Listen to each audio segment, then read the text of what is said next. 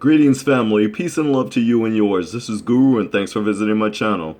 Well, this video is proof that yes, most terrorists in the United States are white, not Muslim. A report finds. But we didn't need a report to let us know that. We already knew that. You're just giving us our proof. You're giving us the receipts. So let's get to it.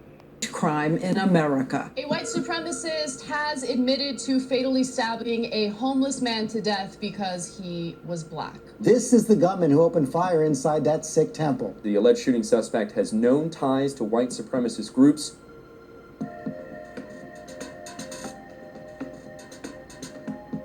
When you look at white supremacist groups, a lot of what they do in terms of recruitment is kind of like what you might call a soft sell. Kind of reel the person in. It's almost like, getting fish on a hook. Then you start to ratchet up the language in terms of intensity and extremism. The idea of illegal immigration has been a wedge issue that white supremacist groups have used for a long time. This government is being overtaken by people from the outside, and so it's really this kind of more of an insider-outsider issue, and eventually they can pull a person along to see this as a racialized issue, that essentially whites are on the verge of extinction. They're a minority in their own country. They see the U.S. as a white country.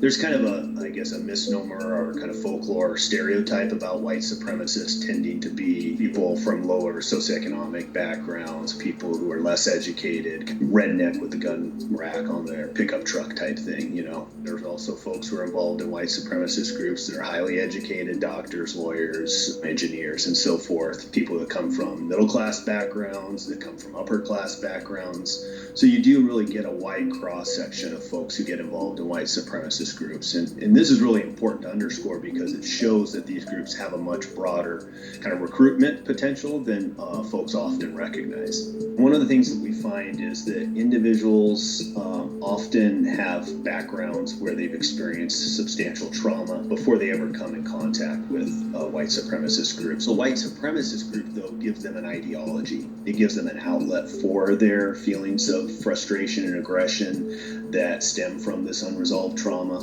The ideology gives them targets about where they should direct their aggression and violence towards.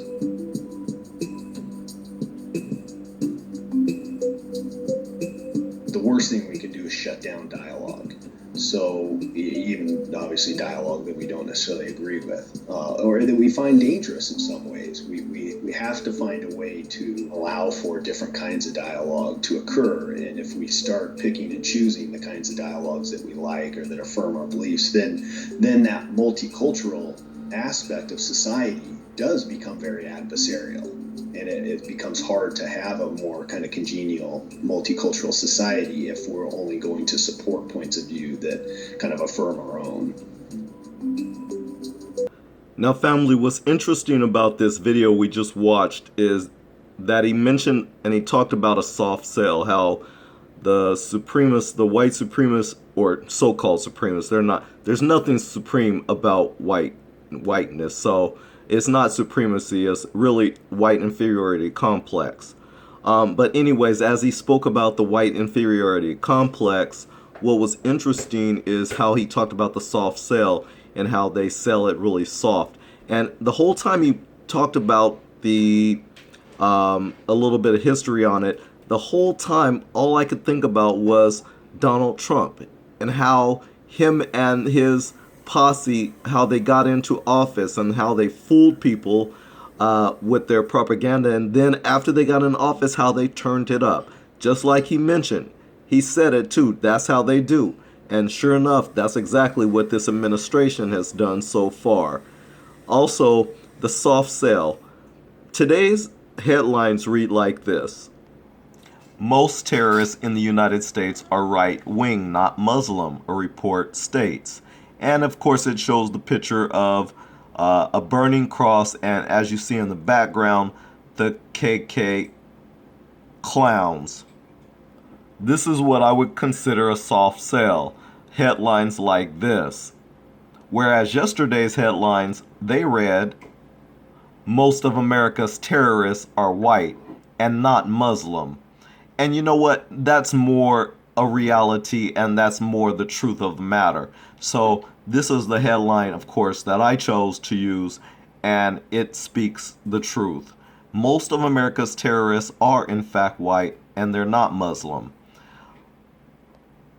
So when it comes to domestic terrorism in America, the numbers don't lie. Far-right extremists are behind far more plots and attacks than Islamist extremists.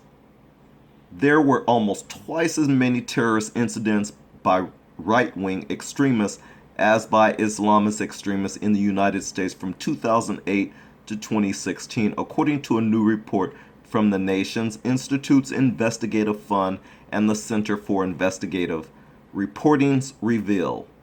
Looking at both plots and attacks carried out, the group tracked 201 terrorist incidents on United States soil from January 2008 to the end of 2016. The database shows 115 cases by right-wing extremists, from white supremacists to militias to sovereign citizens, compared to 63 cases by Islamist extremists. Incidents from left-wing extremists, which include eco-terrorists and animal rights militants, were comparatively rare, with 19 incidents. While the database makes a point of distinguishing between different groups within right-wing extremism, lead reporter David Newert told that, quote, "those are all gradations of white supremacy, variations on the same thing," unquote. When it comes to right-wing extremism, attackers are also, quote, "mostly men," unquote, and, quote, "almost purely white," unquote, Newert said. Did you hear that? That the majority of the terrorists are mostly, almost purely white, and mostly men. Attacks by right-wing extremists were also more often deadly, with nearly a third of right-wing extremist incidents resulting in deaths compared with 13% of Islamist extremist cases resulting in deaths.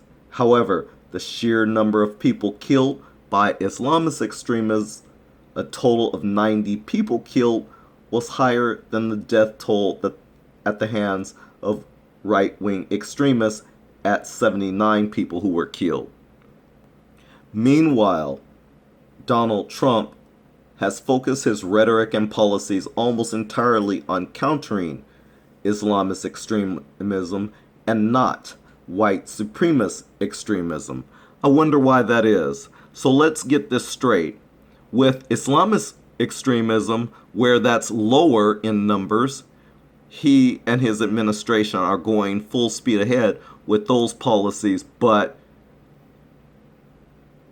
white terrorists, white extremists, white haters across America are going unscathed, they're going untouched, and there's no policies or concern whatsoever.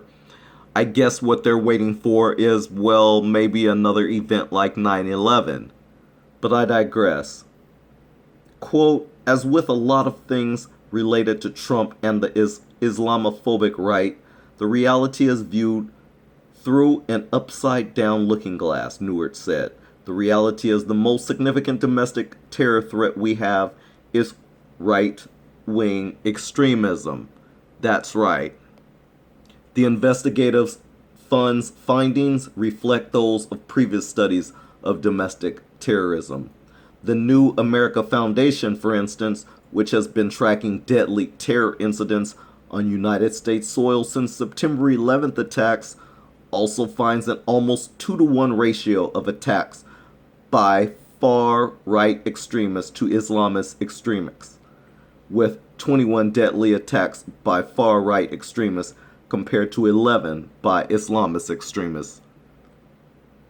Despite the facts, many Americans still associate terror attacks with Islamist extremists rather than the white, male, far-right extremists, Newark noted. Quote, I think the larger perception in the public, and this includes many progressives and liberals, is the inversion of the reality that the greatest threat we face is Islamist radicals rather than their white male counterparts. And it's reflected in a way the press report upon various kinds of domestic terror attacks. When it's a white domestic terrorist, they underplay it, write it off to, quote, mental illness. That's their catchphrase. They write that off always as mental illness. You catch that? They're completely on code, family. I know you've heard it many times, but mark that down in your memory banks that that's what they do. Let's continue. But listen, it's not just Trump that's the problem. The funds database goes back to 2008 and shows clearly how government resources have been disproportionately dedicated to tackling Islamist extremism over right-wing extremism. The government succeeded in interrupting the vast majority of Islamist extremist terror cases since 2008. For instance, 76% of incidents tracked were foiled plots, which the group noted showed, quote, a significant investment of law enforcement resources. When it came to right-wing extremism, only about a third of incidents were interrupted, 35%, and the majority of the cases included acts of violence that led to deaths, injuries, or damaged property. At the end of the day, it's not only on the government to acknowledge the reality of the growing threat of far-right extremism. According to Newark, it's on everyone from members of the media to average Americans. Quote, first thing we need to do is recognize that it's there. It's a problem. It's a threat. You know, white supremacy, white male aggression, white male chauvinism